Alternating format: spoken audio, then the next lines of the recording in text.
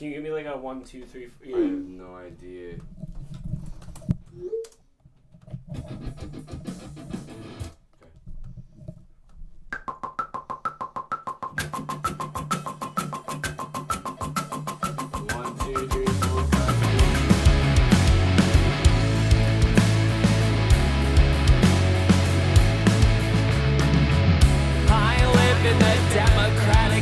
Republic of loneliness in a suburban apartment block inside my mind.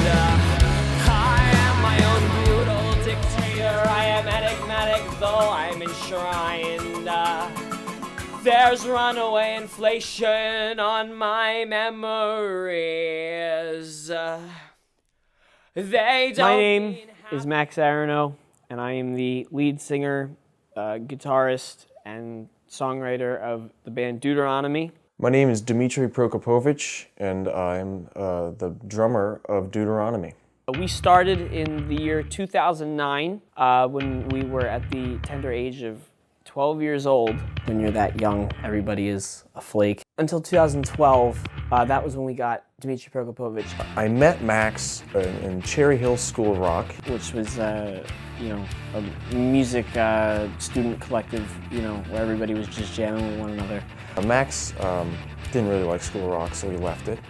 And I left it eventually as well, and we became a band shortly after. He is probably one of my best friends on earth. He is just amazing with how he drums and how he adds to our sound.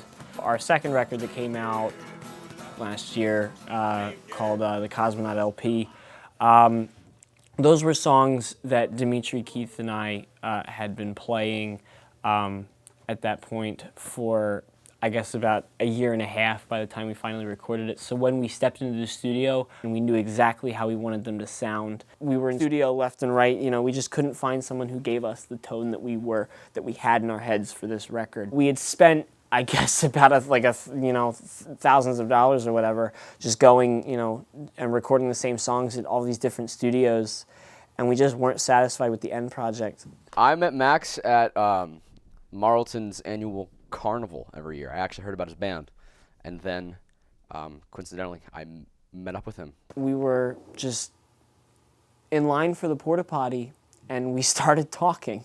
At the time I was in a band called Silent Note, and he heard some of the things that I was producing for that band at that time, and he definitely liked the direction in which the production was heading, and he asked me if I would produce their album.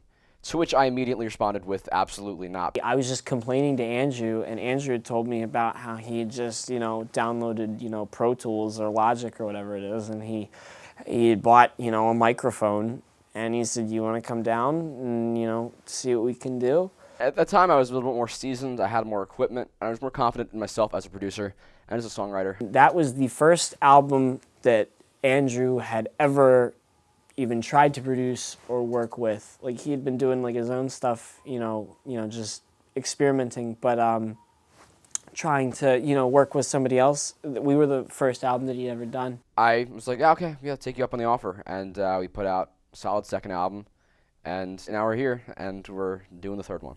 They come to me, and I have all the equipment, and I help them not only record the song and then, make it sound pretty through mixing and mastering the song, but I also help them and I give them my input. Max hasn't necessarily come in and had a set idea as he wants exactly this to sound a certain way, whereas he has me kind of shape his ideas for him as we're tracking and mixing it. Through a variety of hand gestures and mouth sounds, he always seems to know exactly what we want. Hold on, go back. Can you delete that? What bass note do you think would sound the best there? Because I don't really like that. Well, what root note? What's the root note? It would be F sharp, but I don't really like. What key is it in? It's in C sharp minor. Well, if you're playing an F sharp, play C sharp. This is something that has actually become easier for us now that we're doing this a second time on the third record as opposed to the first time on the second record.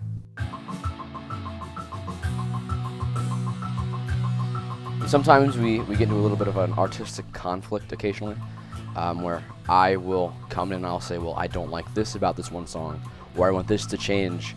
Andrew has some mixed input. Some input I don't like, and some I do, which is pretty normal since he's a human being. And sometimes it doesn't roll over well, you know. I'm a whole big fan of, you know, odd type signatures. I'd call them progressive rock songs, and they go through different time signatures, and I always enjoy a nice time signature switch or two or three throughout a song.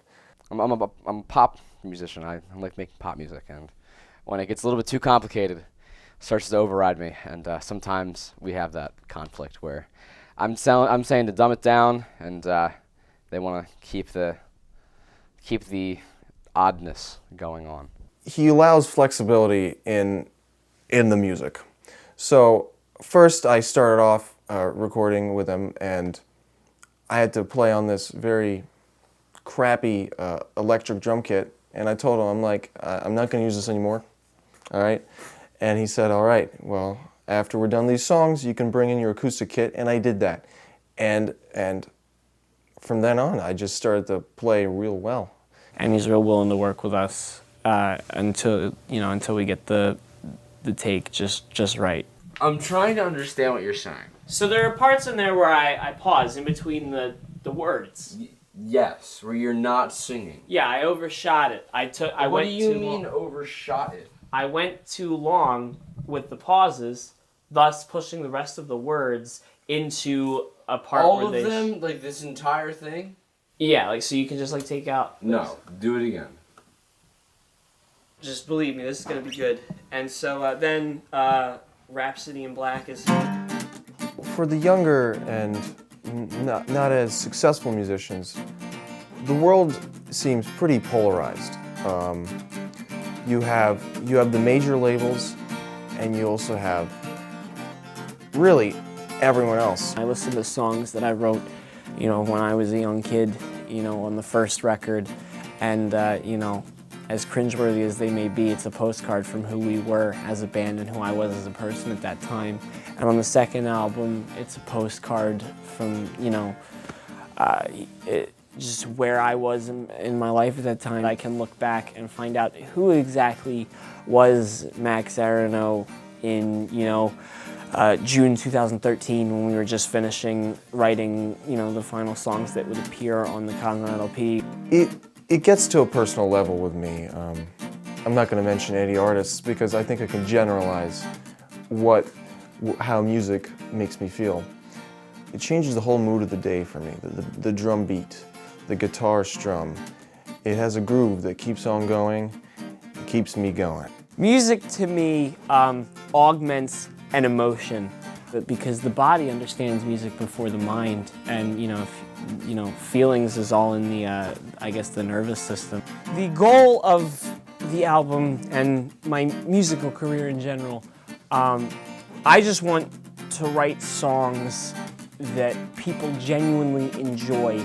It brings so much excitement to my day because most of the time during the day I'm going to be listening to music, and music really decides the emotion that I'm feeling. Even if I'm really sad, music can definitely change that.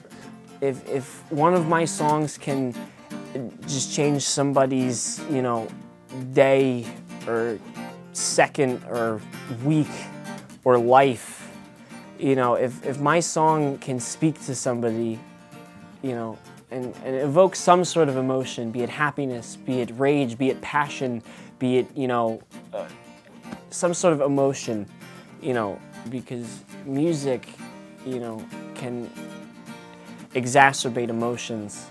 And that's really what I'm pursuing vicariously, to evoke things out of other people.